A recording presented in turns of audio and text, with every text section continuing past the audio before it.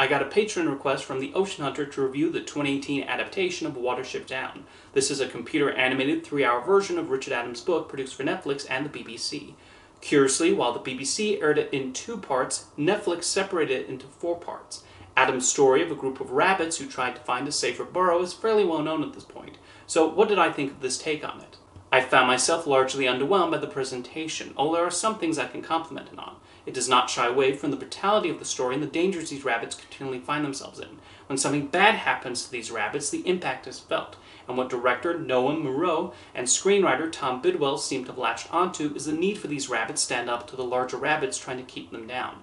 They employed quite an impressive cast for this adaptation, including James McAvoy, Nicholas Hoult, Olivia Colman, Rosamund Pike, Daniel Kaluuya, Taron Egerton, and the late Tom Wilkinson. Despite this recognizable list of actors, I never found myself distracted by their voices coming out of the animals or just imagining them in the recording studio.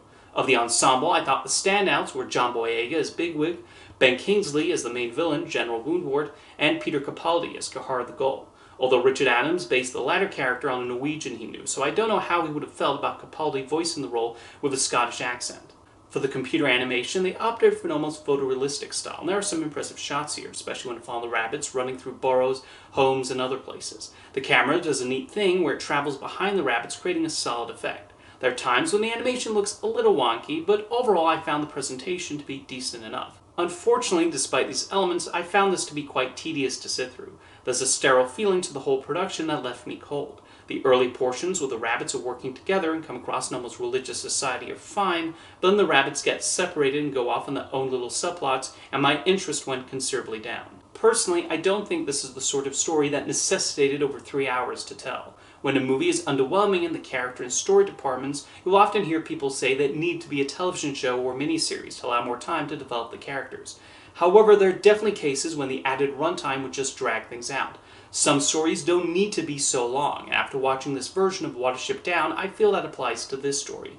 Even with the length, I only felt a few rabbits were truly fleshed out. While I admire the photorealistic animation style for the most part, one issue that pops up is several rabbits look alike, and so it's difficult to tell many of them apart, and that does get in the way of the emotional investment in the individual characters.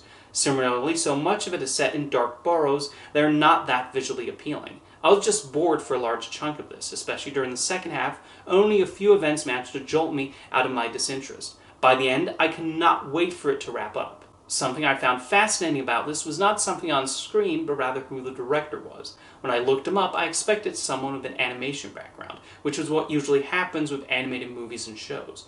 Instead, Noah Moreau ended up being someone with such an eclectic filmography. Most of his work is in commercials, but he would make his directorial debut with the independent comedy Smart People, starring Dennis Quaid and Elliot Page. He would make his next film 6 years later with 300: Rise of an Empire, and then 4 years after that came Watership Down. Meanwhile, he also came close to directing The Ring 2 and the 5th Die Hard movie. It's such a random assortment of titles, but it also shows his willingness to try all sorts of different things. Now, I've not read the book, so I cannot comment on the adaptation changes, although I have read fans of the source material were not too fond of some of the alterations made.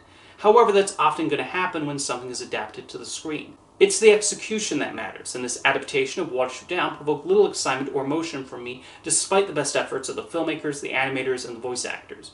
It did win an Emmy Award for Best Special Class Animated Program, though, where it beat out shows like DuckTales, Tumbleleaf, and Paw Patrol, so clearly there were people who enjoyed it. Maybe you're one of those and disagree with my assessment of it. Let me know what you thought of this adaptation of Watership Down in the comments, and thank you for the request, Ocean Hunter.